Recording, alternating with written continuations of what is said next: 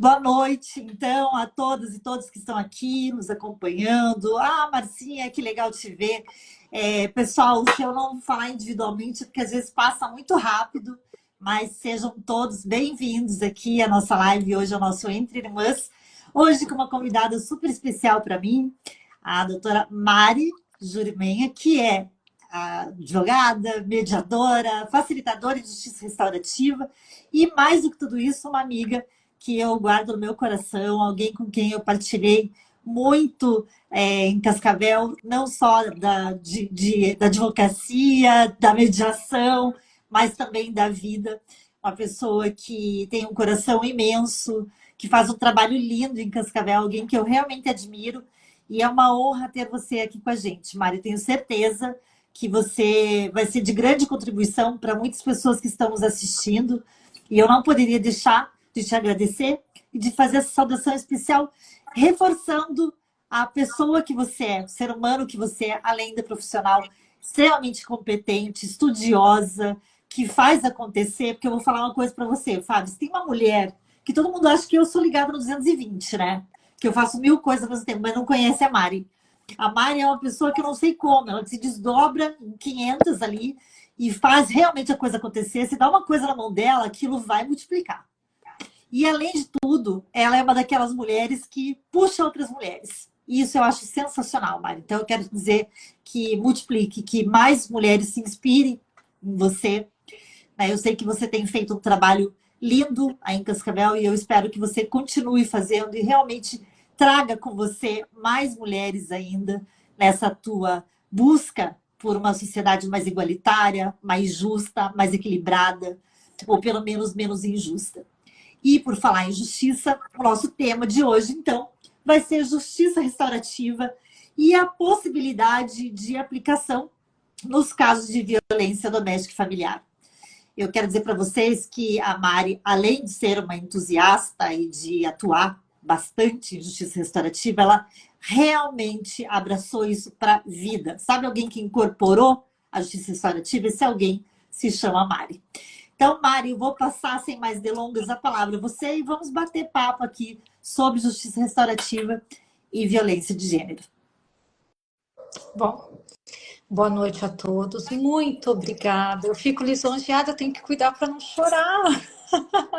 Você sabe o quanto eu sou emotiva, então, para mim, olha, eu recebo com muito amor no coração as suas palavras, Lu. Você, para mim, é uma pessoa muito cara, assim, daquela, sabe, tudo que é caro é raro, daquela caridade mesmo, de toda a essência dessa palavra. Eu tenho você no patamar de uma das pessoas mais inteligentes, de uma das mulheres mais altruístas. Eu aprendi muito com você sobre sororidade no curto tempo que nós ficamos juntas aqui em Cascavel. Eu acho que eu aprendi muito com você, muito. Eu aprendo muito com vocês assistindo as lives, vocês sabem. Falei que eu já conheço a Fábio, não importa se ela mora em Brasília, a gente nunca se viu. Eu acho um absurdo a Fábio ser apresentada para mim, porque a gente já se conhece, né? Hoje a gente comentava sobre isso. Mas é assim, realmente eu sou uma entusiasta de todos os métodos autocompositivos, né? A gente tem os queridinhos da gente, né? Eu acho que a mediação, eu posso hoje trabalhar com mediação, mas hoje eu não posso trabalhar com justiça restaurativa porque ela não está efetivada enquanto um nicho de atuação profissional no Brasil. Mas ela é um meio e uma técnica muito precisa para a resolução de conflitos e dos conflitos mais íntimos, daqueles conflitos que são mais doídos, daqueles conflitos que são mais profundos, daqueles conflitos que têm potencialidade para se tornarem traumas, sabe? Aqueles conflitos que têm uma potencialidade maior de crescerem. A gente sempre fala, vamos pegar no início para não deixar crescer o espiral negativo do conflito, né? E é isso que a gente faz com a justiça restaurativa. Quando a gente fala em justiça restaurativa aplicada à violência doméstica, as pessoas torcem o nariz, né? Porque a gente sabe que existe sim uma restrição e existe sim experiências ruins Nem todo facilitador de justiça restaurativa, ele estuda, nem todo facilitador de justiça restaurativa é fiel à metodologia. Se você for fiel à metodologia, que é a voluntariedade, a qualquer momento as partes podem desistir do procedimento, inclusive durante algum círculo, inclusive durante os encontros, inclusive antes de acontecer qualquer encontro, né? E o protagonismo é sempre da vítima. Se a gente não oferece a justiça restaurativa, eu ofereço. Quando a gente fala a gente não oferece, a gente enquanto judiciário. O judiciário não oferece a justiça restaurativa como um meio de solução de conflitos. Eu, enquanto advogado, ofereço. Olha, você sabe que tem uma coisa chamada justiça restaurativa? Você já ouviu falar nisso? Seria perfeito para o seu caso. Se você aí explica como é, explica como funciona, e se a pessoa quiser, aí sim ela é encaminhada, né, para o procedimento, mas sempre com muita cautela, com muita responsabilidade, porque quando a gente fala em violência doméstica, provavelmente, aí a Fábio tem mais propriedade para falar do que nós, né, Lu? A gente está mexendo com a pessoa numa das situações mais difíceis da vida dela, né? Numa das situações mais doloridas. E a gente tem que entrar nesse campo com muito cuidado, com muita delicadeza e com muito amor, e sem nenhum julgamento. Então, o que a gente faz? A gente oferece. Ou quando alguém busca, a gente explica o que é, fala assim, não responde, conversa com o seu advogado, pede para o seu advogado me ligar. Ou a pessoa fala assim, olha, eu já vi uma palestra sua sobre violência doméstica, sobre justiça restaurativa, e eu queria muito fazer, como é que eu faço? Bate lá na porta do judiciário e gera demanda, porque hoje não tem mão de obra para isso. São poucas instituições, hoje aqui em Cascavel nós temos na Igreja Matriz a Pastoral Carcerária, que trabalha com justiça restaurativa, mas não tem o foco na violência doméstica, tem o foco em pequenos crimes e na ressocialização dos apenados, né, dos condenados. A gente tem o Núcleo de Práticas Jurídicas e Restaurativas, que é coordenado pela Luísa Escárdua, que faz um trabalho lindo nas escolas, junto ao Núcleo de Educação e nas comunidades, quando é chamado. A gente tem uma lei que foi aprovada em 2019, que chama Cascavel Cidade Restaurativa.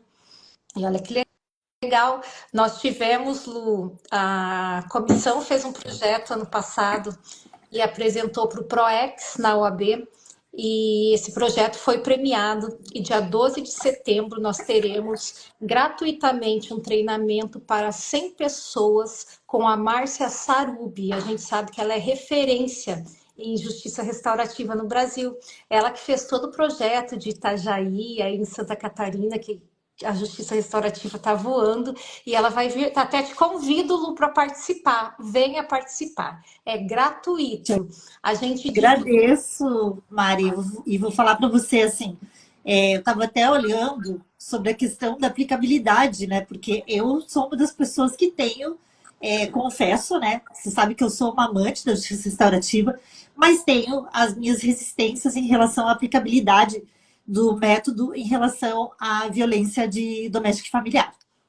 É claro que a gente também sabe que não podemos descartar essa possibilidade na medida em que o sistema tal qual ele se apresenta não tem se mostrado efetivo, né? A gente cansa de ver nos noticiários mulheres que são mortas com medida protetiva na mão.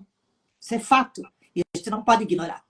Então, isso nos faz olhar para o sistema e nos questionar. Se nós temos uma das 3 melhores leis do mundo em relação ao combate de violência de gênero, mas ainda estamos numa estatística entre os países que mais matam mulheres no mundo, isso significa que algo precisa ser avaliado. E aí, é claro que a gente repensa no sistema. Então, vejo como uma luz que se acende em relação à justiça restaurativa. Estava olhando para Santa Catarina justamente porque tem um avanço desse estado em relação a essa aplicabilidade. Vi que Blumenau um juiz até assisti uma entrevista dele, e ele colocando que os resultados têm sido muito efetivos, mas que o olhar se direciona, num primeiro momento, à vítima. A vítima é ouvida para, a partir dela, verificar se há essa possibilidade.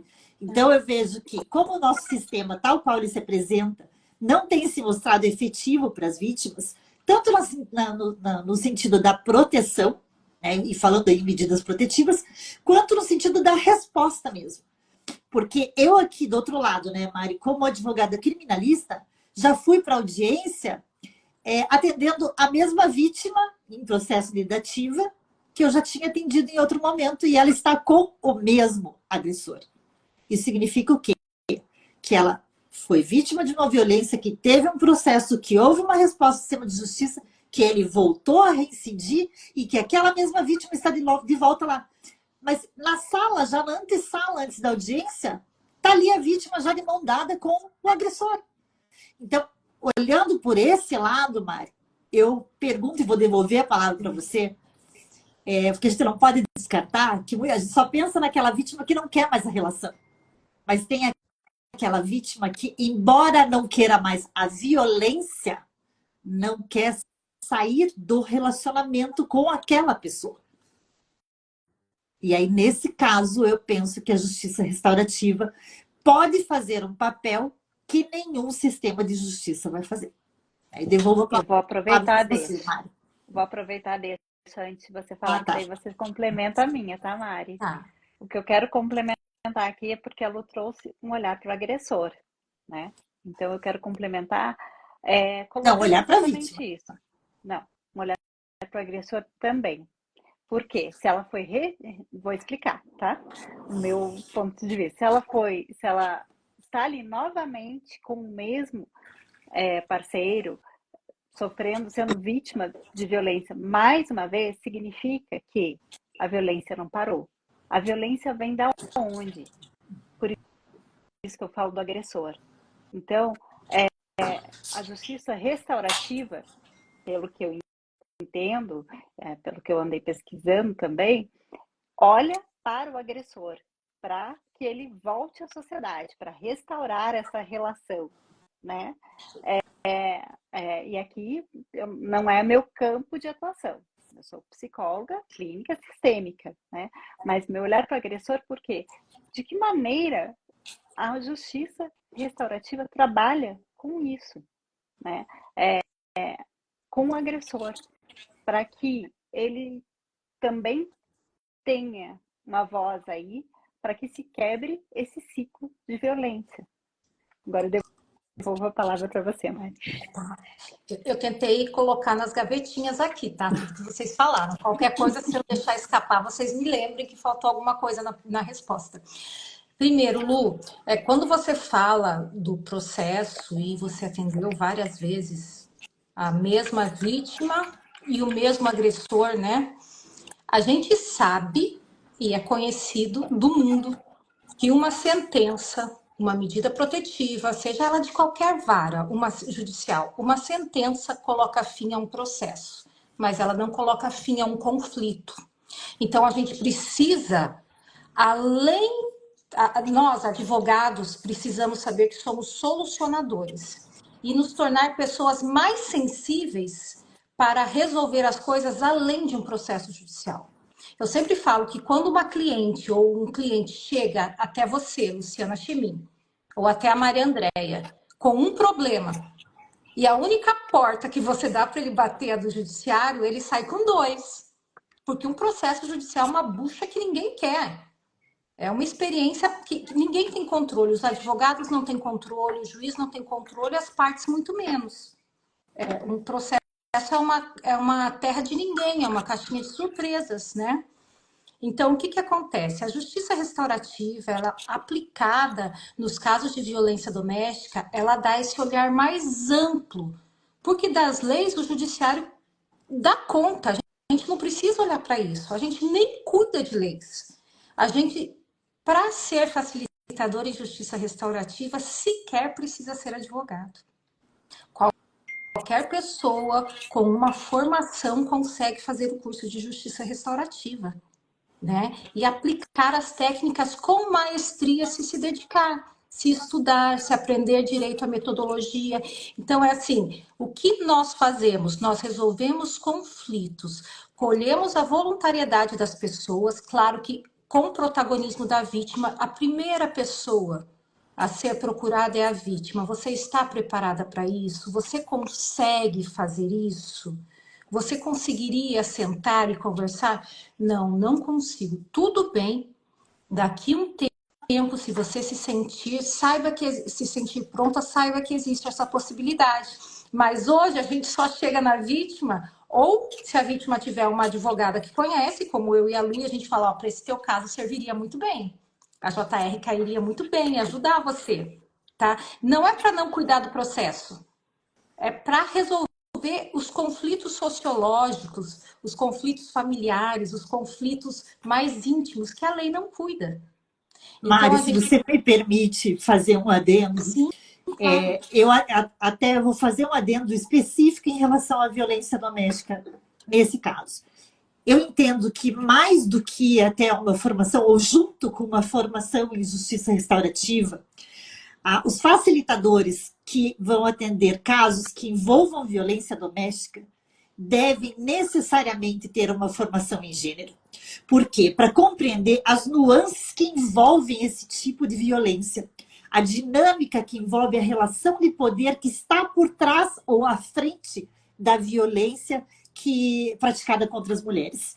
E sem esse olhar de gênero, sem essa formação, esse recorte em gênero, acho muito difícil um facilitador, ainda que tenha a formação e que entenda de técnicas de justiça restaurativa, consiga compreender o momento de atuação, o modo de interpelação dessa vítima, o modo de atuação com esse agressor, o modo como você se refere a ele e o modo como você pontua a questão da violência a ele.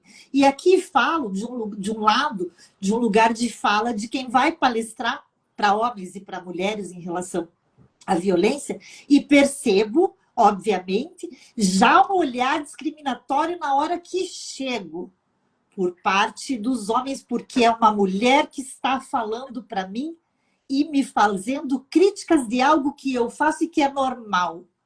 Porque, infelizmente, temos que pontuar isso, né, Mari? A violência de gênero, especialmente a violência psicológica, onde a Fabiana tem um campo muito mais vasto para poder falar para a gente, é naturalizada, invisibilizada. E aí o que acontece? Essa violência passa pelo direito de família. A gente está falando aqui no campo criminal, mas nós estamos olhando para a violência que os processos de família estão repletos de casos, que não desembocam lá no crime, que ficam ali na vara de família, que são muitas vezes resolvidos, aspas, através de uma sentença, que, como você bem colocou, Mari, encerra um processo, mas não encerra um problema. E aí vejo, poderia sim, a justiça restaurativa teria um papel relevantíssimo nesses casos, não tenho a menor dúvida, mas precisaria de um facilitador que tenha esse olhar de gênero em relação a esse tipo de violência. Que sei que é o teu caso, né? Mas sei que muitas pessoas não têm. O meu receio é de estarmos criando aí um risco dessa vítima realmente ser revitimizada pelo modo em que às vezes ela é interpelada. Porque a gente já vê isso no sistema de justiça. Nós temos um protocolo para julgamento com perspectiva de gênero que estamos ali dando duro para que ele seja cumprido pelo próprio judiciário. Agora, pensa isso nas outras camadas. Então, o meu receio também é esse. Eu queria que você me falasse um pouquinho sobre isso. Perfeita a sua colocação, Lu. Eu falo que se tem um ecossistema que está em perfeito equilíbrio, é o ecossistema do machismo e do patriarcado. Raramente a gente consegue abalar, entrar, mudar as engrenagens desse ecossistema. E sempre que a gente tenta, eu também sinto, Lu, isso que você falou. Eu sinto julgamento nos lugares em que eu chego. Pode ser, assim, olha, quer ver? Se eu tô num churrasco entre amigos, sai uma piadinha machista, eles já olham para mim e falam assim, ela vai falar alguma coisa, ela vai fazer alguma coisa. Aí, ultimamente, eu falo assim, olha, vocês viram como até vocês já estão percebendo o que é certo e o que é errado? Sabe? Começo a rir, porque assim, realmente a gente precisa, enquanto profissional do direito, enquanto facilitador, e quando a gente vai lidar com uma questão, a gente precisa se comprometer com essa questão. Olha só, Agnes, beijo, Agnes. A Agnes é advogada imobiliária. A Agnes não vai trabalhar com direito imobiliário sem estudar as questões imobiliárias. Uma pessoa que vai trabalhar com justiça restaurativa, ela tem que entender sobre restauração, sobre os princípios, sobre a voluntariedade, ela tem que confiar no método e ela tem que entender todo esse ecossistema onde a violência acontece. Onde a violência acontece, onde a violência é gerada, onde a violência é julgada, mas nem sempre a violência é punida. E nem sempre a violência acaba. A gente tem aquele ciclo de violência, né? A lua de mel, a normalidade, um pouquinho de solidão, o estresse, e depois situações de estresse aumenta até chegar na violência, o perdão, a desculpa, a fase do arrependimento, jura por Deus que nunca mais vai fazer, a fase da lua de mel e começa todo o ciclo novamente, né? Então, o que a gente percebe? Que a JR, ela vem para somar a esses processos. Eu vou dar um dado para vocês aqui, tá? Que é absurdo, arrepia até os cabelos do pé. A cada 5 segundos, um novo processo é protocolado no judiciário brasileiro. É humanamente impossível cuidar de processos. Então, enquanto atores jurídicos, né, Lu, a gente precisa evitar a reincidência. Uma das formas de colaborar com a justiça é evitar a reincidência. E a justiça restaurativa, ela pode acontecer concomitante ao processo. A justiça restaurativa, ela não isenta o agressor do processo criminal. Pelo contrário, o processo continua e a justiça restaurativa corre paralelo a isso na vara de violência doméstica, tá? O que acontece? A justiça restaurativa, ela tem um olhar diferenciado para o que acontece dentro do processo. São 3 R's principais. A responsabilização, primeiro, cada um precisa saber o quanto colaborou para aquele conflito acontecer, tá? A restauração, precisa restaurar? Precisa sim. A violência patrimonial, não fiz nada, o celular dela fui eu que dei, mas era dela. A partir do momento que você jogou o celular na parede, quebrou, tem que dar outro celular. Isso é violência patrimonial? Sim, tá? Violência patrimonial. Ah, não gostei daquela roupa, cortei, rasei. Violência patrimonial. A roupa custou dinheiro, horas de trabalho dela. Violência patrimonial também, fora as outras violências que estão embutidas no ato. Então, é a responsabilização. A gente precisa fazer com que o autor da violência tenha noção de que ele está sendo violento, porque muitas vezes eles não têm. A gente precisa fazer com que ele se responsabilize, como além de se responsabilizar, ele precisa ressarcir o dano que ele fez. Aí a Fábio vai me falar. Tem coisas que são tão graves que eu não sei como ressarcir uma violência sexual, um dano psicológico absurdo, uma vida que beira a tortura. Esses dias a gente foi dar... Ah, tá. Só para terminar os 3 R's. E aí a ressocialização. O que seria a ressocialização? Todo ser humano é socializado. E quando ele se torna um agressor, não é que ele saia da sociedade, mas quando a gente fala ressocializar, é reinserir na comunidade de origem. Às vezes, a comunidade de origem é esse núcleo familiar, como a Lu falou. A pessoa sofre a violência, ela quer se livrar da violência, mas ela não quer se livrar do marido. Ela não quer se livrar da pessoa. Aí a gente faz pactos. Dentro do procedimento restaurativo, a gente estuda as possibilidades e as partes decidem. E geralmente as pessoas são muito criativas para fazer acordo, tá, gente? Muito criativas. Mas o que acontece no geral? São 3 pactos. No caso que a Lu colocou ali, da cliente que ela já atendeu, ela quer continuar casada, ela precisa de um pacto de comunhão. Isso não vai ser visto no processo judicial. Ao passo que a justiça restaurativa olha para isso. Você quer continuar casada? Quero. Eu consigo perdoar. Meu amor é maior do que o que aconteceu. Ele errou. E o meu amor é maior, eu quero continuar casada. Tá? O que, que você precisa para continuar casada? Eu preciso que ele mude isso, isso, isso, isso, isso. São questões que não são jurídicas. Se a gente colocar no processo, é capaz de a gente levar uma chamada do juiz, né? E fora que não serão analisadas.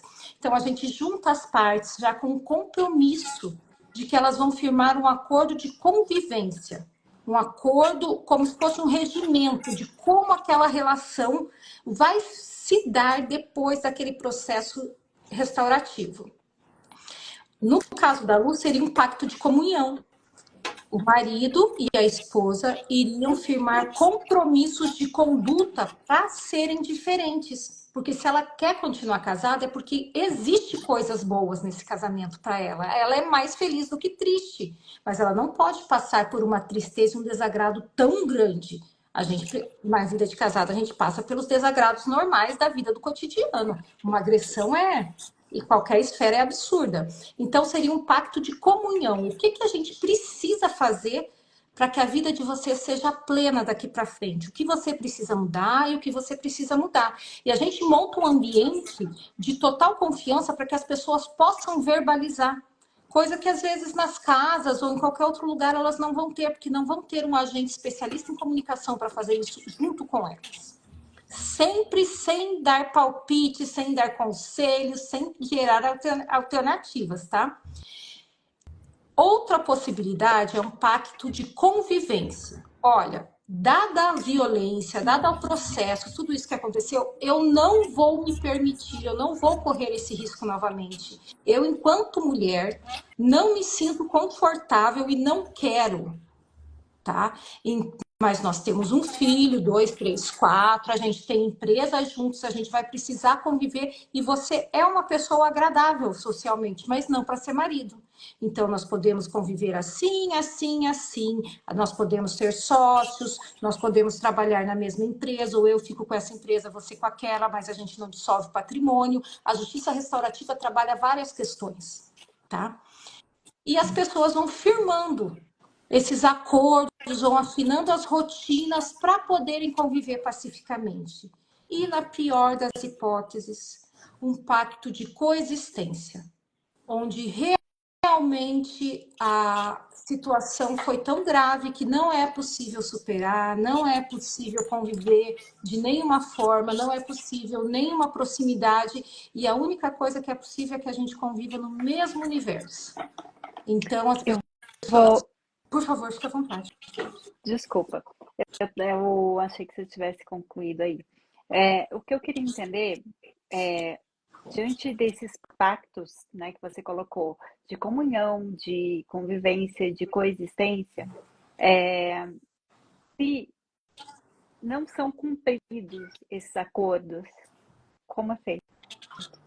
Esses acordos, a justiça restaurativa, ela pode acontecer no judiciário. Tem algumas comarcas que têm facilitadores formados, que auxiliam os juízes e fazem esse trabalho voluntariamente. Aqui em Cascavel existe uma equipe razoável, nós temos bastante facilitadores em justiça restaurativa, mas a grande parte está trabalhando com o Semeando Paz nas escolas. Não está atendendo outros conflitos, né? Uma pequena parte vai para os conflitos da vara de família, uma muito menor ainda para o juizado. Mas assim, a gente tem bastante facilitadores aqui. Todo acordo, existe um pós-círculo, existe uma verificação quando é dentro do judiciário, tá? Quando é dentro do judiciário e ele integra o processo, tudo que as partes falam por uma questão de sigilo fica ali. O que acontece no círculo, ninguém fica sabendo. Então, é um momento onde as pessoas realmente são convidadas para abrir o coração, falar do medo, das mágoas, das angústias, dos receios, das preocupações, com tudo, com a questão financeira, com os filhos, com a preocupação física, com a preocupação intelectual, de todas as formas. Ali é o momento de falar tudo. Tudo, olha, você fez tal coisa e eu não gostei. É o momento correto, tá? Porque tudo isso é blindado. O que acontece dentro de uma sessão de justiça restaurativa é como se estivesse dentro da caixa preta, ninguém vai ter acesso. No final, se tiver um acordo, e o acordo é uma mera possibilidade, tá? Somente esse acordo vai ser protocolado no processo judicial, se for via judicial.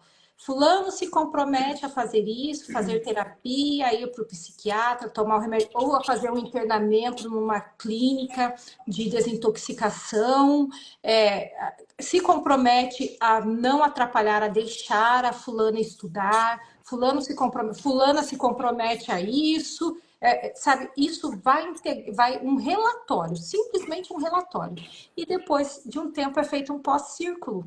Não é o juiz, não é o promotor que verifica, é o próprio facilitador.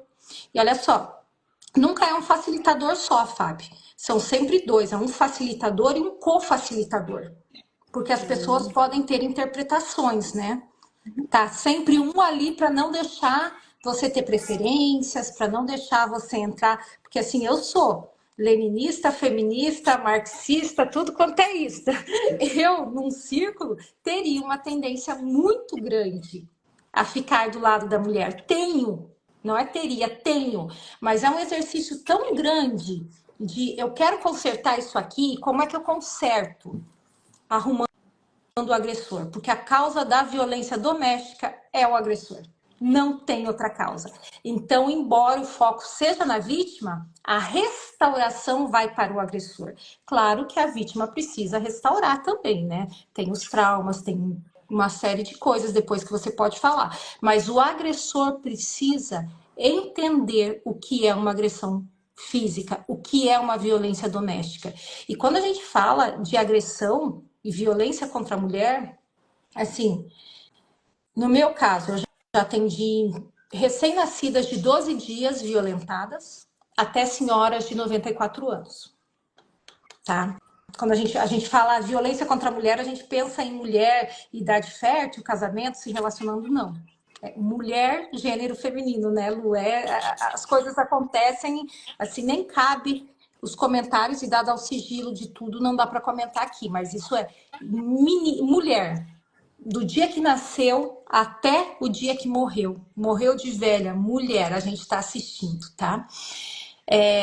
E o que a gente percebe? A gente percebe que os homens não têm noção que são violentos. Eles sabem que não é legal, mas eles só são grossos. Ah, eu sou assim mesmo, eu sou direto. Ah, comigo não tem mimimi. Aí você me fala de uma cultura, né, Mari?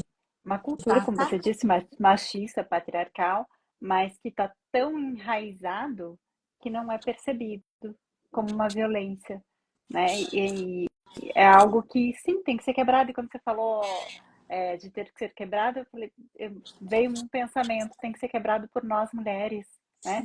De não permitirmos essa violência e de ensinarmos, né, não só para quem tem filha mulher, mas para quem é mãe de menina ou menino, de ensinar que cada um tem o seu espaço e o respeito tem que prevalecer, né? Então, eu acho que é aí que você fala, cuidar do agressor, cuidar para que não se forme um novo agressor, não se desenvolva, né? E aqui, a agressividade que já está instaurada, de entender que você possivelmente o agressor vai permanecer aí em terapia, né? Até quando? Sempre. Não tem um término aí. Por quê? Porque ele tem um comportamento já, uma personalidade formada em cima disso. Então, para ele que ele não repita esse comportamento, ele tem que ficar controlando mesmo. Se deixa de fazer, pode voltar, pode reincidir. Então, Fábio, agora você tocou num ponto que é bem, é um outro estereótipo aí, que a gente tem que quebrar, um outro paradigma, que é a questão do homem normalizar a terapia. Né? Se a gente está falando de um sistema que é estruturalmente machista, sexista, misógino, muitas vezes, vamos colocar que também passa por essa questão, né, da terapia. Tipo, terapia não é para mim. Um homem fazer terapia é um avanço. São poucos os homens que buscam. Muitas vezes porque o relacionamento está desandando e a mulher coloca isso como última alternativa para prosseguir naquela relação. Porque espontaneamente são raros os homens que buscam uma terapia porque efetivamente querem se conhecer, não estão satisfeitos com alguns comportamentos, entendem que tem que mudar, está difícil mudar sozinho, entendeu? Então vou buscar uma ajuda. Passa por essa questão também. E é por isso que daí eu olho para o sistema de justiça restaurativa e mesmo para os grupos reflexivos, né, Mari, que hoje a lei já tem esse avanço em relação aos grupos reflexivos, e vejo, é um caminho? Falo disso. A Teia tinha feito um comentário na live que caiu, que ela colocou que muitas mulheres fomentam ou sustentam esse sistema estrutural machista. E isso é fato. Isso é fato por quê? Porque nós, homens e mulheres, estamos imersos dentro dessa sociedade que vem estruturalmente com esse machismo, de uma cultura patriarcal. Mas eu mesma, embora estude, embora pesquise, sempre digo que sou uma machista em desconstrução. Por quê? Porque, obviamente, também já tive que passar filtro em mim várias vezes.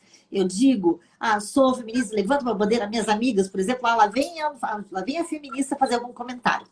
Esse jargão que você escuta, Maria, eu canso de ouvir. Mas eu vou falar para vocês que nem sempre fui assim. E que também tive que passar por vários filtros para poder desenvolver um olhar diferenciado. Porque nós mulheres temos, né, uma essência de julgamento em relação aos nossos pares, às nossas pares, né? A outra mulher. Temos uma questão de competitividade que precisa ser quebrada e por isso que quando te apresentei falei que uma das características suas que eu mais admiro é justamente o fato de que quando você sobe um degrau, você nunca sobe sozinha. Você sempre está carregando uma com você. E que bom se todas fizessem isso, porque é isso que nós precisamos desenvolver em nós.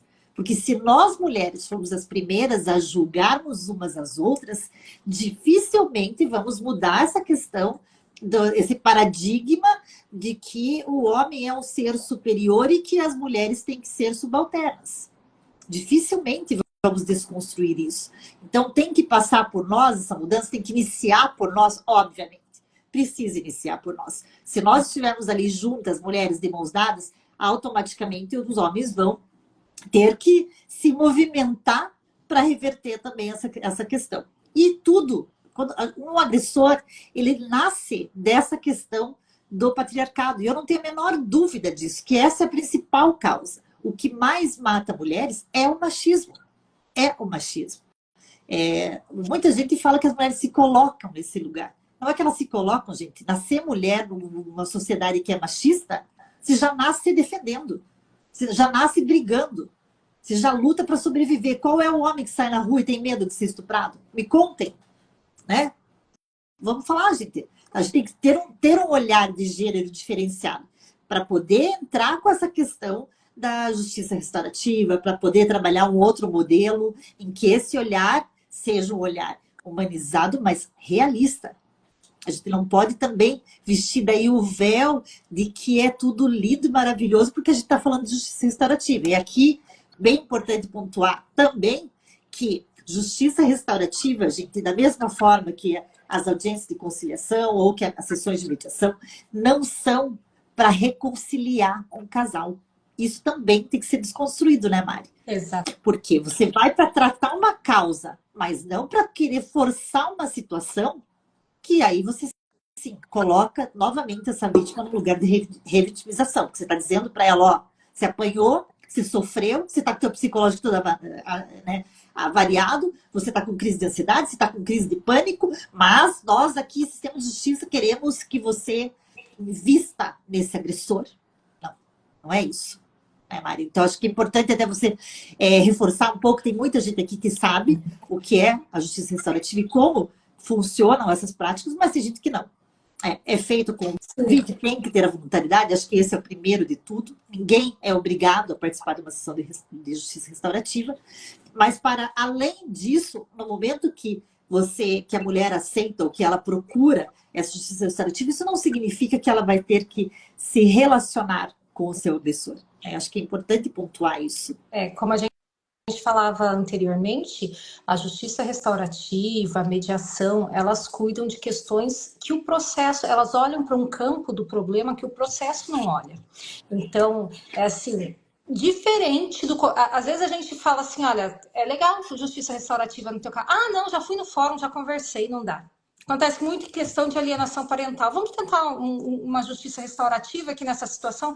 Ah, não dá, a gente já foi lá no fórum, já conversou, já... Não, o que você teve no fórum foi uma audiência de conciliação. É diferente. Na conciliação, o conciliador, ele está comprometido com aquela resolução. Não que o facilitador em JR, que o mediador não esteja, mas eu não, e na verdade com a resolução do processo, né, Mari? Não com a resolução do processo, exato, com a resolução do processo.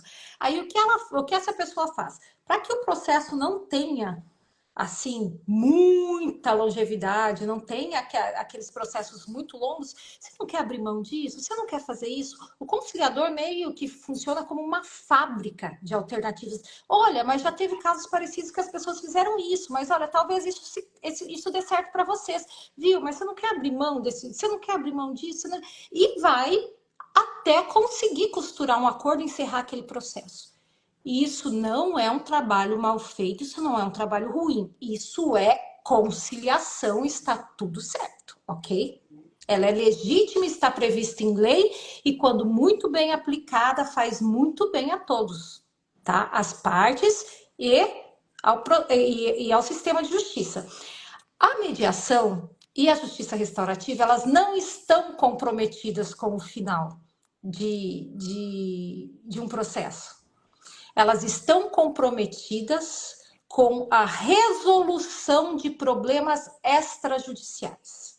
A justiça restaurativa não vai se preocupar se ele vai ser condenado no crime, na vara e no juizado de violência doméstica. A justiça restaurativa não vai se preocupar com isso. A mediação não vai se preocupar com o processo, com as questões legais, com os códigos. Tanto a mediação quanto a justiça restaurativa, o mediador ele não gera possibilidades, ele não dá conselhos. O facilitador em justiça restaurativa, ele estuda o caso exaustivamente antes de fazer o primeiro contato com as partes. Ele tenta entender todas as nuances, ele tenta entender todas as necessidades. Por quê? Porque ele tem que descobrir o que aquela parte precisa. Eles são perguntadores, eles são fomentadores de uma boa fala. E é isso que diferencia. E é muito difícil a gente falar para as pessoas, não, você foi submetido a um procedimento que teve o nome de mediação, mas nem de perto foi uma mediação. Você foi submetida a uma conciliação e não confunda isso. Essa confusão que se faz. Igor, querido, que bom que você está aqui. Seja muito bem-vindo no Entre Irmãs. O Igor também é um amigo muito querido, um advogado que eu admiro bastante lá de Cascavel. Que querido. Obrigado, um beijo grande para você. Toda terça-feira a gente está aqui no Entre Irmãs com um tema jurídico ou não jurídico, enfim, discutindo coisas da vida, relacionamento, seus conflitos. E você está convidado, vocês todos aqui. Mari, eu acho que é importante você tocou nesse assunto, porque muita gente faz confusão, realmente, imaginando que conciliação, mediação e justiça restaurativa estão todos dentro do mesmo pacote, e não estão. O fato é que o destino e o que se propõe e os fins não são os mesmos. Numa conciliação, você vai encerrar um processo mais cedo. Isso é fato que ele vai desembocar, vai desafogar o judiciário. Vai ser bom para o cliente? Não necessariamente. Não necessariamente. Porque ainda que tenha um vencido, e essa ideia de vencido e vencedor é muito ruim, mas ela ainda existe, e a gente tem que falar sobre isso, o fato é que ela não atende às necessidades das partes na medida em que não vai na causa. Vai ali naquilo que está no papel, gente. O papel aceita tudo, né? A mediação já vai se aprofundar um pouco mais para poder olhar para essa causa, e o mediador não faz aquele papel de vamos tirar um pouquinho daqui, botar um pouquinho ali, tirar mais um pouquinho daqui, ceder ali. Não tem essa interferência. Os protagonistas são as partes, da mesma forma que na justiça restaurativa. Vejo a justiça restaurativa um pouco mais completa ainda em relação à mediação, trazendo um comparativo, porque ela também vai trabalhar ali com a rede de apoio, né, com a comunidade de apoio, e vai entender mais assim o que acontece em volta das pessoas, das partes envolvidas nesse conflito. Então eu ainda vejo ela um pouco mais aprofundada nesse sentido, assim, em relação à mediação e a justiça restaurativa. Porém, também, como falei, fiz a minha ressalva, entendo que precisa ter um bom facilitador, não só na justiça restaurativa, mas como eu pontuei desde o início aqui da minha fala, alguém que tem esse recorte, esse olhar de gênero, sobretudo quando vai tratar da violência. Por quê? E especialmente da violência psicológica, Mari. Porque quando nós temos uma violência física, que não é algo inédito, que fiquem sabendo aqui, a Mari falou que a cada 1 hora, são quantos processos, Mari, que você falou? A cada 5 segundos, um protocolo. A cada 5 segundos, um protocolo. Então, Mari, segundo a agência da Patrícia Galvão, que trabalha com dados de violência contra as mulheres, a cada hora, 26 mulheres sofrem violência física. Só física. A cada hora, 26. Então, veja, nós não estamos falando de psicológica. E aí eu trago a violência psicológica mais uma vez e pontuo, insisto muito em cima dela, porque a gente vê a física, que é o olho no roxo, é a mulher que está ali com medida protetiva porque foi ameaçada, caiu da escada, né? Bateu a cabeça na quina, que normalmente são as desculpas que se dão ali. Mas a gente não olha para essa mulher que sofre violência psicológica, de repente, há anos, que está lá com ansiedade, com depressão, com síndrome do pânico, que não pode ver esse agressor na frente. Entendeu? Tipo, não pode ver, não pode ouvir falar na voz, não quer. Por quê? Porque já está tão calejada naquela violência, já está tão massacrada, que ela mal consegue se erguer, se levantar. Então, quando a pessoa, o facilitador, tem esse olhar de gênero sobre essas questões, e notadamente sobre a violência psicológica, a recepção, o acolhimento que essa vítima vai ter será diferente. Ainda, Mari, que você não precise tomar partido. Né? Como você falou, para mim é muito difícil. Eu, como mulher, eu tenho uma tendência, obviamente, a ter um olhar muito mais empático para a vítima. Óbvio. Mas quando nós estamos falando aqui de grupo reflexivo, de justiça restaurativa, de trabalhar também o agressor, eu preciso desenvolver um olhar diferenciado para esse agressor. Até porque muitas vezes ele também foi vítima de uma violência. Né? A maioria das vezes está aí a Fabiana, que é psicóloga, que pode trazer um pouquinho disso para a gente. Mas a gente sabe que isso é estatística também, que aquele agressor, como aquele abusador, normalmente, nos casos, a maior parte dos casos, passou por uma violência ou por um abuso e está replicando algo que ele vivenciou. Agora, preciso desenvolver esse olhar? Preciso. Não posso ser parcial como facilitadora? Não posso. Mas isso não me descredibiliza, não me desautoriza a não ser empática e acolhedora com a vítima. Sempre, exatamente. E assim, eu amo trabalhar com autores de violência doméstica. Eu me sinto muito à vontade no meio deles. Porque, assim, quando eles estão num lugar... Assim, a doutora Anícia montou esse projeto de uma forma tão boa que eles estão num lugar em que eles precisam ouvir. E eles têm um respeito ali naquele momento. E é um momento onde a gente pode falar, a gente vê que eles dão meio que balançam a cabeça, não concordam muito com o que a gente está falando. De repente, eles falam assim, no meio da minha fala, eu percebo que eles se olham. Eu faço essa palestra lá junto com a Daniela Bonato, que é criminalista. Sim. E a gente conta muito da nossa vida para eles, né? A gente tenta se aproximar. E eu já fui vítima de violência doméstica. Já fui. No meu primeiro casamento, meu marido era etilista. Ele faleceu em um acidente e meu filho mais velho, eu fiquei grávida aos 15 anos e meu filho nasceu, ele nasceu em setembro, em outubro eu fiz 16, e ele nasceu de um episódio de violência doméstica, de uma surra que eu levei. Fui parar no hospital e tive que fazer uma cesárea de emergência, meu filho nasceu prematuro. Então, quando eu falo do lugar de quem sente a dor. E de quem sente. O pai dele morreu, ele não tinha um ano. E do fundo do meu coração, eu não queria que ele morresse. Eu queria que ele estivesse vivo, eu não queria estar casada com ele, tá? Eu não queria estar, mas eu queria que ele estivesse vivo, eu queria que meu filho tivesse pai. Eu queria que meu filho tivesse convivido com o pai dele. Então, quando as mulheres trazem algumas coisas, eu falo, eu entendo. Eu falo, não, eu penso. Eu não falo, eu entendo, porque elas pensam assim, imagina. A gente não sai contando as desgraças da vida para todo mundo, né? Mas então, o que a gente percebe? Quando você conta, quando eu conto a minha história, que eu aos 15, grávida, fui agredida, os homens se chocam. Os homens que fizeram isso se chocam. Mas como? Mas de que forma? Como se só as outras mulheres não pudessem ser violadas, violentadas. As deles, tudo bem, já estão acostumadas com isso. A gente atendeu uma senhora, isso foi esse ano, é um caso bem recente, assim, uma senhora de 62 anos, 38 anos casada. Morava na zona rural, tinha caminhonete, tinha carro, sempre uma vida muito confortável, assim. Nada no nome dela, tudo sempre no nome do marido. Ela nunca teve nada, nada. E ela sofria violência sexual por parte do marido. Ela tinha dois filhos. E ela sofria violência sexual.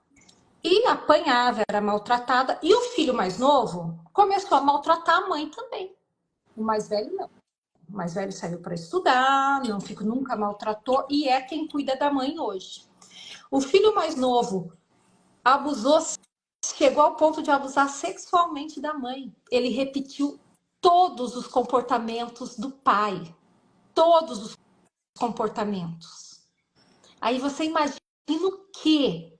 Qual é a intervenção? Em que momento a gente fica cega na sociedade? Em que momento a gente não vê que essa criança tem na escola, Fábio? Em que momento a rede é falha para ao ponto de não identificar o machismo, a tendência violenta dos meninos, a violência que as meninas sofrem dentro de casa? Em que momento, o que a gente precisa fazer? Eu sei que é só pela educação, e eu me dedico a tentar educar os adultos, o que é um pouco mais difícil, mas eles têm um pouco mais de consciência. Mas quando você trata isso com as crianças, não tem outra forma. Eu tenho 2 meninos. Eu tenho 2. Os meus filhos são 2 lords. Eu sempre falo, as mulheres que casarem com eles vão ser felizes eternamente. Mas assim, mas eu descubro, eu nunca deixei passar. Eu pegar, filho, vem cá. Olha isso. Filho, vem cá. Ah, eu não quero tomar café na floricultura. Ah, filho, por favor, vamos tomar café na floricultura. Ainda a gente vai postar foto, porque floricultura é lugar de homem, sim, tá? O café, isso não te faz menos homem se você acompanhar tua mãe e tua avó numa floricultura. Sabe? Em que momento a gente perde esse controle? Porque esse foi o caso que me chocou. Eu posso colocar aqui para você, eu vou te dizer assim, a educação, né, como você bem colocou, é o que resolve, né? E quando a gente fala assim, como melhorar isso, olhando para as nossas crianças e quebrando também um ciclo que a gente tem aí de violência, né? Do grito, do bater, né? Bater, gritar, não educa, né? Então, assim, o caso que você contou é chocante, ele replicou o exemplo. Olha como o exemplo faz, né? Já tem o ditado, né? Que o exemplo carrega. Exato, o exemplo carrega. Então, como quebrar esse ciclo de violência? Agindo de maneira diferente, né? Não adianta a gente ter o mesmo comportamento e querer um resultado diferente. A gente só pode mudar quando a gente começa a agir diferente. E como que a gente faz diferente? Porque muitas vezes nós mesmos fomos educados de uma maneira machista, de uma maneira agressiva, né? Como a Lu colocou, eu não sou uma feminista, eu sou uma machista em desconstrução, né? Então, é olhando para isso, olhando para a gente, como que a gente muda? Primeiro cuidando da gente, para conseguir educar de maneira diferente, que nós fomos educados muitas vezes. Então, eu quero também trazer um outro ponto que a Lu colocou da violência psicológica, que é uma violência que é difícil de ser comprovada, né? A violência física está marcado, é concreto. A psicológica, ela traz perdas secundárias, traz a crise de ansiedade, né? O pânico muitas vezes, a depressão, mas o que ela tem? Ela tem uma crise de ansiedade. O que ela tem? Ela está depressiva, ela não quer sair de casa. Ninguém olha para. Mas será que está acontecendo alguma coisa? Será que tem um comportamento aí que está levando ela a se comportar dessa maneira? Então, também é observar, e eu acho que o que você trouxe da justiça restaurativa é muito importante olhar o todo, a rede de apoio. Essa rede de apoio, estar atenta para perceber como ela se comportava, qual é o comportamento habitual dessa pessoa. Mudou? O que mudou?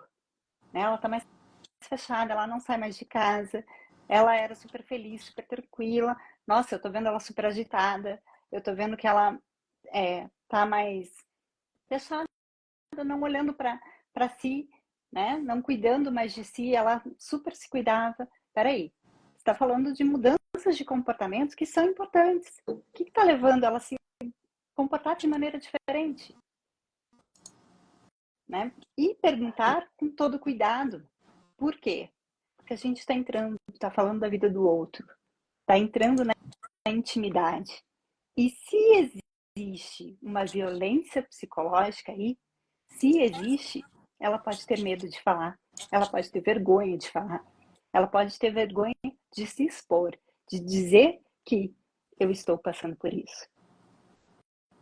Então, com todo cuidado, você pode perguntar sem de fato perguntar, né? Como assim, não ser tão direta. Em que sentido? Olha, tô vendo que você tá um pouco mais fechada, que você tá um pouquinho mais triste, mais reclusa em casa, não sei, tá acontecendo alguma coisa? Né? Então, de uma maneira indireta, buscar entrar nessa intimidade. É claro, por isso que eu falo que é com todo cuidado, né? E essa rede de apoio pode sim também ser um socorro. Se a pessoa não quiser falar, você pode oferecer ajuda. Como? Olha, você pode não querer me falar, mas saiba que você não está sozinha. Que tem gente aqui que está preocupada com você. Que tem gente que está percebendo que alguma coisa está acontecendo. E aí você vai estar sendo um socorro para aquela pessoa. Ela está sendo vista. Coisa que no abuso psicológico não acontece. Ela é invalidada. Então, ela perde o poder de fala. Fábio, eu acho que é importantíssimo isso que você colocou, até pela questão dos papéis que são atribuídos ao homem e à mulher em razão dessa questão do patriarcado. Né? O homem que tem que ser viril, tem que ser forte, que é o provedor. Aí entra também naquela questão, Mari, que você também estava falando, sobre a questão da sensibilidade, que você falou que você educa os teus filhos para que eles sejam sensíveis, para que eles olhem para a vida com mais sensibilidade. E por que não? Porque quando você pergunta por que será que é assim? Por que o homem age desse jeito? O que será que é tão difícil? Eu entendo que a educação tem um papel extremamente relevante em relação a essa questão, para quebrar mais uma vez um paradigma que é o do que o homem tem que ser. O homem não chora. Quantas vezes dentro das nossas casas essa frase foi repetida? Ah, isso é coisa de mulherzinha. Ah, sério, tá chorando por causa disso? Então, essa questão passa também, a gente tem que fazer esse filtro de que a nossa sociedade traz uma herança do patriarcado para homens e mulheres. Não só, a gente fala do machismo, mas essa construção social que o patriarcado traz, ela influencia também no papel do masculino, de uma forma que também é opressora e que é difícil, porque o homem tem que ser viril, forte e ser o provedor da casa o tempo todo. Então, quando a gente fala, e quando eu trago essa fala do machismo, de alguns comportamentos, eu também enfatizo isso de um outro lado, para mostrar que estou também acolhendo aquele homem e entendendo a dor dele, as dificuldades dele. O peso que a sociedade coloca sobre ele. Oi? O peso que a sociedade coloca sobre ele. Exatamente, porque a gente tem que fazer esse contraponto. Claro, gente, a gente sabe que o feminismo não mata ninguém e que o machismo mata. A Marilde trouxe há pouco tempo ali, falou agora da rede de apoio, mas antes disso ela tinha falado sobre a questão do que a Mari acho que até falou, e a Fábio, do homem que entende que como que você sofreu uma violência, acha um absurdo, mas não vê a violência que ele comete dentro de casa. Aí vem uma outra questão, Mari, que eu acho que a gente não vai ter tempo de trabalhar isso aqui, mas que eu não posso deixar de falar, que é sobre a máscara social. Porque ela está presente, sim, em todo agressor. Por trás de um agressor ou à frente de um agressor existe uma máscara social.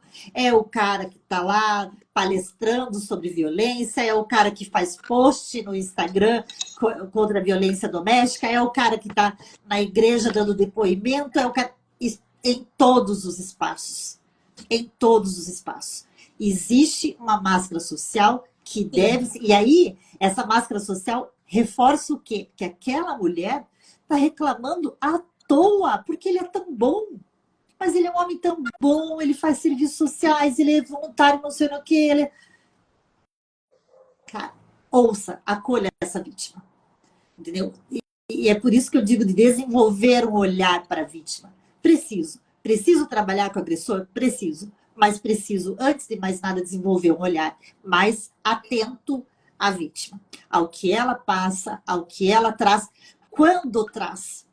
Porque a Fábio bem colocou ali, a maioria não traz, gente. Não. Seja porque tem vergonha, seja porque tem medo, seja porque se sente culpada. Porque a culpa está impregnada em cada uma de nós. Em cada uma de nós, mulheres. Quem não se sentiu culpada por um olhar malicioso? Será que estou com o decote muito... Aqui, me olhou desse jeito? Será que minha saia está curta? Quantas não trocamos de roupa para não ter esse tipo de julgamento? Porque você é a culpada pela roupa que você está vestindo. E não o cara que passou a mão, o cara que cantou, o cara que foi desrespeitoso. É você, mulher, que é culpada. Então, tudo isso nós precisamos desconstruir numa sociedade para que a gente possa falar em justiça, em igualdade, em justiça restaurativa, precisamos nos restaurar. Enquanto facilitadora, a Mari sabe muito bem disso, porque nós, quando fazemos todo o curso, né, Mari, passamos esse filtro antes na gente. Se eu não consigo passar a justiça restaurativa em mim antes, eu não vou ser uma boa facilitadora lá fora. Não vou. Eu também vou ser uma máscara social. E não posso ser. Eu tenho uma responsabilidade. Tem vidas que estão sendo tocadas ali. Quando essa mulher chega, porque é difícil chegar. É difícil chegar. Para uma mulher chegar, gente, é porque ela já está assim, catando os caquinhos, se colando ali para poder levantar, se arrastando muitas vezes. Porque ela não vê outra saída. E aí, para evitar toda a revitimização que a gente sabe que infelizmente existe no sistema de justiça, consigo enxergar na justiça restaurativa uma luz. Uma luz. Enxergo uma luz na medida em que sei que a justiça restaurativa vai acolher essa mulher. E sei que ela vai ter um olhar atento e preocupado com esse agressor.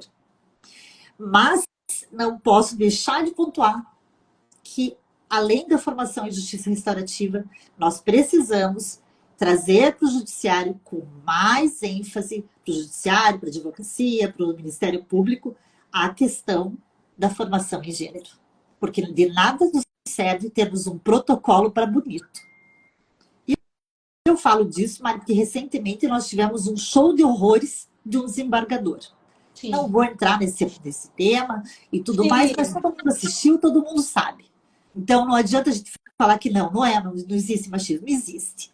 E nós, mulheres, somos atacadas, somos, de todas as formas. Porque se você está com shorts curta, é porque você está caçando. É porque você quer se mostrar. Então, assim, a gente já está saturada de tudo isso, né, Mari? Agora, enxergo como ponto positivo a justiça restaurativa? Enxergo. Mas entendo que precisamos passar por vários filtros para que ela tenha efetividade ao que se propõe em relação aos crimes de violência doméstica, até para que eles não sejam banalizados. Porque se eu trato só a justiça restaurativa só para crimes que envolvem violência doméstica, eu estou banalizando essa violência na medida em que os outros crimes não cabem. Mas a justiça restaurativa cabe? Aí eu estou igualando a justiça restaurativa aos crimes de menor potencial ofensivo? Não, não dá. Não dá. Então, se eu vou aplicar para a violência cometida contra a mulher, que nós sabemos que quem tipifica é o Código Penal, eu também tenho que olhar para esses crimes de gravidade quando eles são cometidos por homens contra homens, ou enfim, que a vítima é um homem. E tem que ser aplicado também. Porque senão eu estou banalizando a violência que é cometida contra uma mulher. Aí, porque a vítima é mulher, cabe justiça restaurativa, mas quando a vítima é homem, não? Porque é muito grave? Não, não dá para ser assim.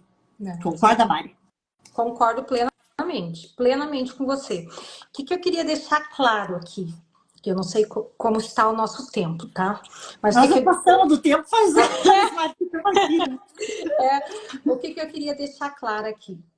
Que na justiça restaurativa, a ideia central é qual? Encerrar o procedimento sem que ninguém fique com dúvida de como deve agir, do que deve fazer e do que não é permitido. Todas as condutas, toda a convivência, ela é contratada entre as partes, ela é acordada. As partes fazem um acordo. E a gente entra muito na justiça restaurativa naquela esfera dos direitos potestativos, tá? Se uma parte não quer, a outra não tem como fazer. O agressor, o autor de violência doméstica quer fazer um acordo, mas a vítima não quer, não tem como constar isso. Não tem como. Ah, você quer ficar casado, mas eu não quero, não tem como. O empregado quer continuar trabalhando, mas o empregador não quer mais ele, não tem como. Você vai ser mandado embora ou por justa causa, ou ele vai te indenizar, mas você não vai ficar. Mesma coisa, não tem. Só é feito o que é de comum acordo ou o que é essencial para o bem-estar da vítima. Porque quando a gente fala em restauração, a gente não fala só de dinheiro, tá, gente? Quando o R da restauração na JR, na Justiça Restaurativa, ele está muito além da esfera financeira. A restauração vem a minha paz de espírito, o meu sossego em sair na rua, a minha condição psicológica, a minha seguridade, a deixar de me sentir vulnerável dentro de casa, ou na rua, ou no trabalho, no transporte público, ou parada no sinal dentro do meu carro. Quando a gente fala em ressarcir, a gente não está falando só. É muito fácil a gente falar quando é patrimonial, mas quando não é patrimonial, é a vítima que sabe o que ela precisa. E é sempre olhar para as necessidades da vítima. O que é que você precisa hoje para você sair daqui mais tranquila? O que é que você, né, com essa maturidade do conflito, no dia de hoje, como é que a gente pode te ajudar? Como é que você sai daqui mais forte, melhor ou mais leve? Eu não quero nada, eu só quero falar. Eu posso falar? Eu posso falar tudo que eu sinto? Pode. E acaba a sessão assim. Ai, eu precisava tanto que ele ouvisse tudo que eu passei, tudo que eu senti, tudo que eu precisava falar. Eu nunca ia conseguir falar isso. Pronto. O que acordo que você tem? Não tem acordo nenhum. Ela só queria aquela chance de falar e tá tudo certo. O que a gente manda para o juiz, aplicadas as técnicas restaurativas, o procedimento restou infrutífero, não teve acordo. Pronto, o juiz não quer saber o que falou, o que não falou, mas aquela pessoa resolveu, porque ela estava engasgada. A mulher estava entalada, era muita violência, era muito desaforo, era muito sapo, era muita coisa atravessada. E ela só precisava de uma chance e de um lugar seguro para pôr para fora. E a gente tenta, na justiça restaurativa, promover isso. Promover esse ambiente seguro. E aí você fala assim, ai Mari, mas então não é... A gente esquece, a justiça restaurativa não é os males não é o fim para todos os males do mundo. Não é. Não vai funcionar para todo mundo, porque tem gente que não está maduro para chegar e fazer um acordo. Tem gente que não está maduro para ter uma conversa urbanizada, que vai ofender. Tem gente que tem tanta dor, tanto trauma, que vai querer agredir de novo. Isso a gente fala. Tem homens que não estão conscientes da agressão e vão continuar agredindo. Mas eu vi, eu sei que funciona, eu acompanho o pós. Eu vi agressor parar de agredir. Eu vi casamentos sendo restaurados. Eu vi gente ser feliz. Eu vi pactos sendo cumpridos.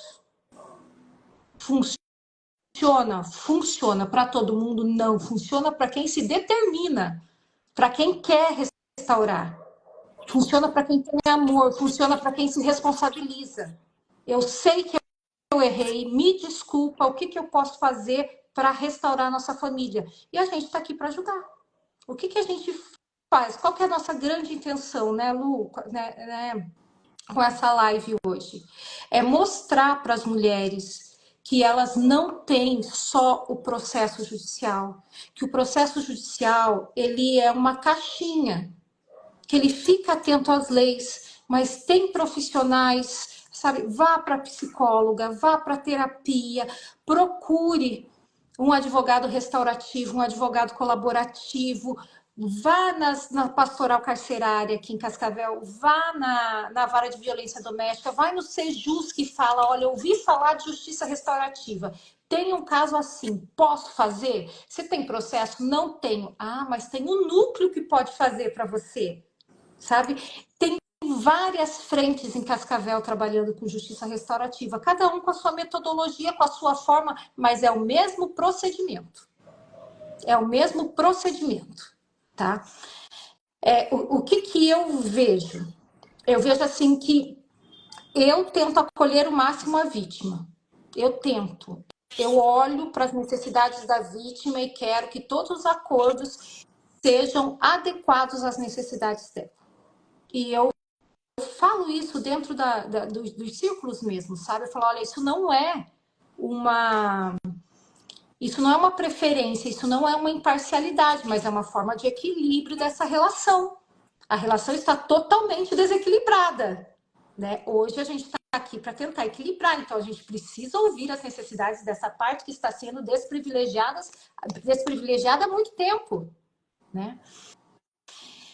E eu já vi homens, vou contar uma historinha aqui para vocês, a Lu e as meninas já conhecem, mas se vocês me permitirem, eu atendi um senhor, tive contato com um senhorzinho que teve 7 relacionamentos encerrados com medidas protetivas. 7 relacionamentos, não são o mesmo relacionamento 7 vezes, foram 7 mulheres diferentes, tá?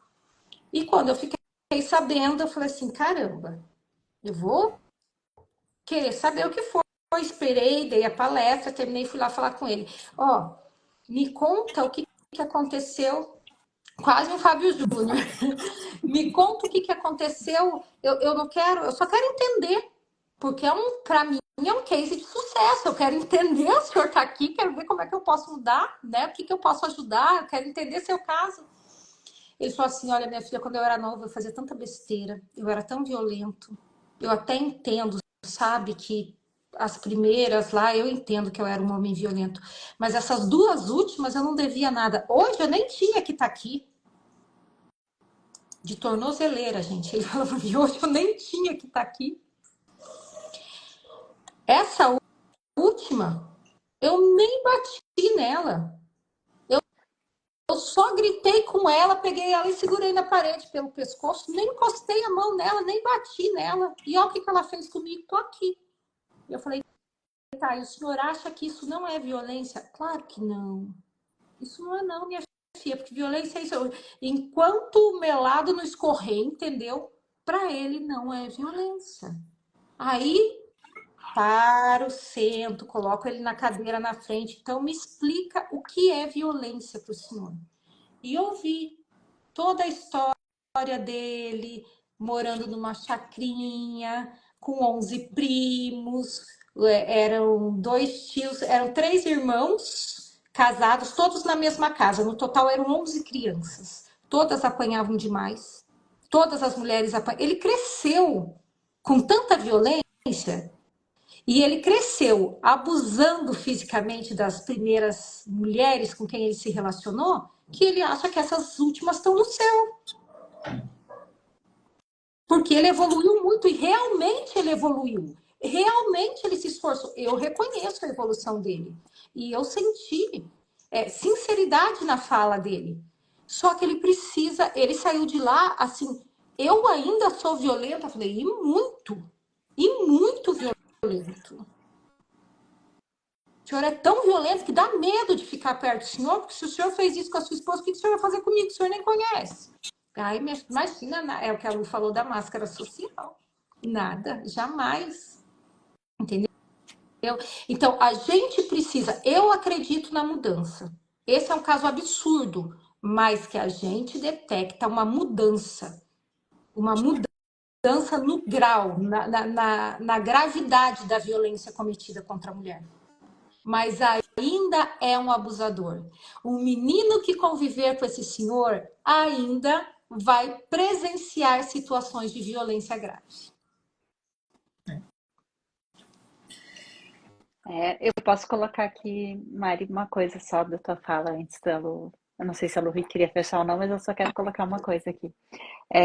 Primeiro eu vou voltar. Quando você falou do ressarcimento, eu vou voltar para chamar a atenção que quando envolve a questão financeira, a gente também está falando de saúde mental. Eu entendi o teu olhar, né? Eu entendi que não é só nesse ponto, mas a gente também está falando de saúde mental, porque ninguém vive sem dinheiro, né? Então, precisamos olhar para isso, olhar para o dinheiro como um fator de saúde mental, efetivamente, né? Se temos boas condições financeiras, coloco assim, é um parâmetro a mais que está favorável para que se tenha saúde mental, não só para ele, mas também para. E falando desse senhor que você colocou, vou fazer um gancho com a minha fala do desenvolvimento, né? Que aí você falou que, se ele cresceu, ele naturalizou um comportamento agressivo. Então, para ele, é natural. Olha quanto eu já mudei. Ele não via que não é normal, não é natural, é agressivo. Por isso que eu falo que a mudança vem da gente conseguir olhar, a gente, pais, formadores, né? Entender que precisamos sim melhorar a nossa educação para conseguir educar-nos melhor. Exato. Só queria fechar isso.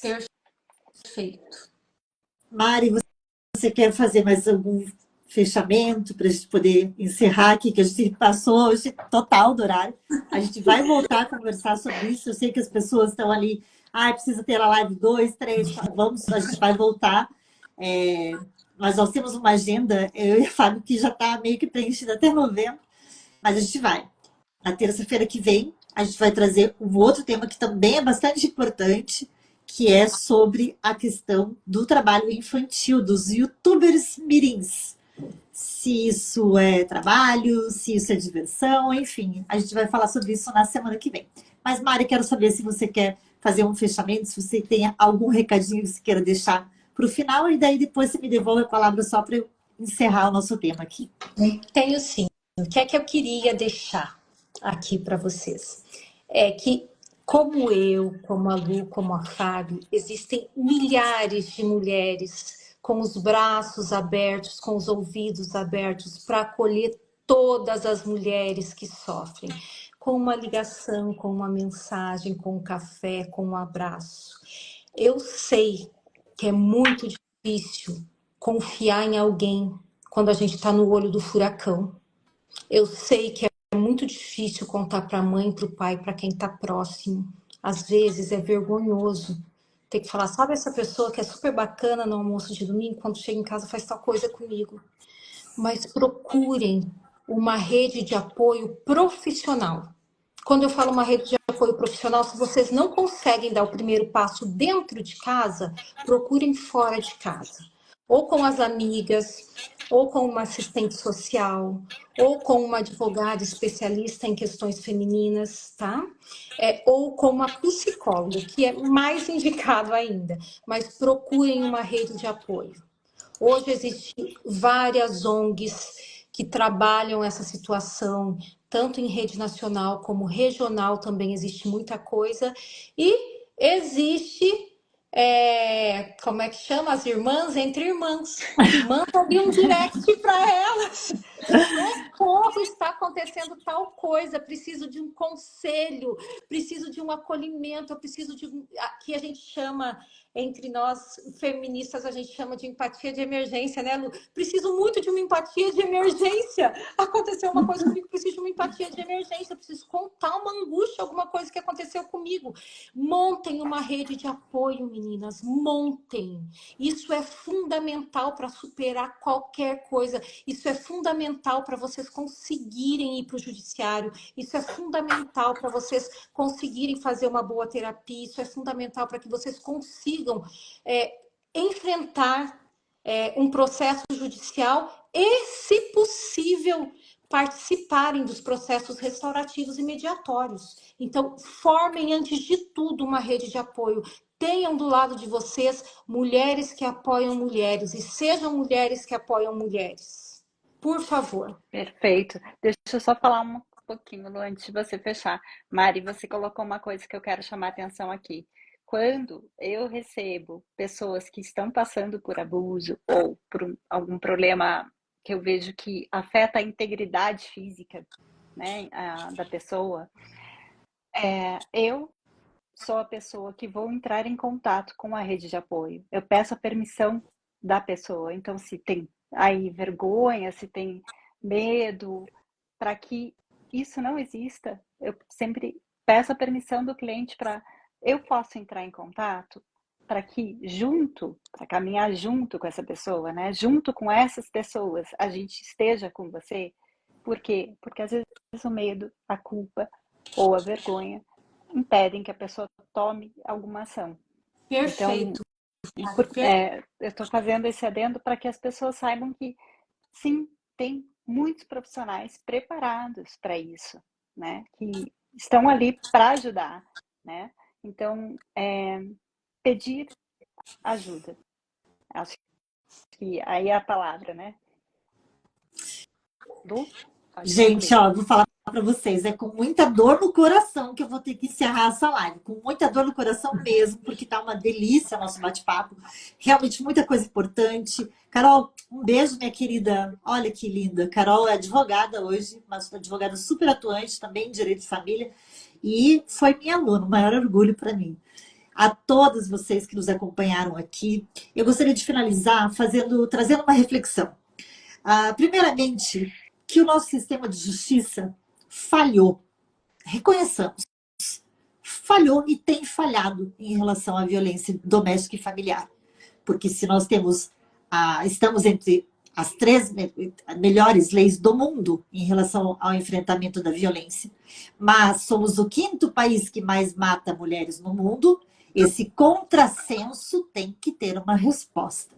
É claro, temos uma cultura que é machista, que é patriarcal, que é sexista, não ignoramos isso e precisamos urgentemente começar essa mudança de paradigma por nós mulheres, né? De braços dados umas com as outras, quando uma sobe, puxa as demais, porque é assim que a gente vai se fortalecer, e é assim que a gente vai fazer a diferença, e é assim que a gente vai vencer o machismo e também abrir espaço para que outras venham e que a gente ocupe esses lugares de direção, lugares de mando, lugares de comando, para que a gente possa ter espaço de fala. Porque isso, há quanto tempo nos calaram? Não podemos mais deixar que isso ocorra. E isso também tem muito a ver com aquelas vítimas que não falam, né, Fábio? Elas recuam porque também faz parte de uma cultura e nós fomos caladas durante muito tempo, mas isso não pode mais acontecer. Que nenhuma mulher ao nosso lado pereça porque nós silenciamos. Não. Se a gente vê que tem uma vítima sofrendo, se a gente percebe isso, a gente tem que fazer um movimento. A Fábio falou da questão da psicologia. Eu vou aqui defender a nossa bandeira, Mari, como advogadas. Quando você procura uma advogada que seja especialista, que tenha esse olhar de gênero, vai fazer, sim, toda a diferença em relação ao seu processo, porque o olhar é diferente. Nós também fazemos essa busca de pessoas na rede de apoio da vítima, que realmente é essencial até para que ela consiga sair dessa situação. Né? Uma questão de emergência, né, Mari? Precisa sair dessa situação. Mas trazendo de novo o tema e refletindo o nosso sistema, vejo sim a justiça restaurativa como uma proposta de mudança dentro de tudo isso que nós temos visto em relação aos processos envolvendo violência doméstica, que quando chegam ao final, porque já peguei vários que prescreveram, que quando chegam ao final, às vezes não tem uma resposta efetiva para a vítima, que ainda fica mais desacreditada no sistema de justiça, dada a impunidade do seu agressor. Então, percebo, sim, a justiça restaurativa como uma proposta, uma luz, uma proposta de mudança no sistema de justiça, no nosso olhar para o conflito, no olhar de quem opera com o direito para o conflito, e especialmente no modo como nós nos relacionamos uns com os outros. Porque a justiça restaurativa passa o filtro dela todo em quem está ali facilitando. Antes de um facilitador entrar na sala e falar em justiça restaurativa com você, você pode ter certeza, ele já passou por esse filtro nele mesmo, né, Mari? Agradeço mais uma vez, Mari, uma grande contribuição, foi uma live realmente maravilhosa. Dor no coração, né, Fábio, da gente se despedir dessa live. Sim, Ela foi sim. além do nosso horário, mas muito conteúdo que você nos trouxe, Mari, com Muito essa importante. experiência. Foi maravilhosa, eu tinha certeza que seria, porque você é uma grande profissional e, além de tudo, um ser humano iluminado que, nossa, que eu tenho a maior sorte de ter atravessado um dia o caminho. E que bom que isso aconteceu, porque certamente você acrescenta nos meus dias e na minha vida. Você sabe que te carrego aqui, ó. Gente, a vocês que ficaram até aqui com a gente, nós queremos agradecer. Né? Nosso muito obrigado. Muito obrigada. Na próxima terça-feira já estamos em agosto e aí as nossas lives passam a ser às 8 da noite, das 8 às 9, então. Esperamos vocês no nosso próximo Entre Irmãs. Aquele beijo para todo mundo que ficou até agora. Beijo. E venham com a gente no próximo. Mari, muito obrigada mais uma vez, amiga. Obrigada, Mari. Até logo. Tchau, tchau.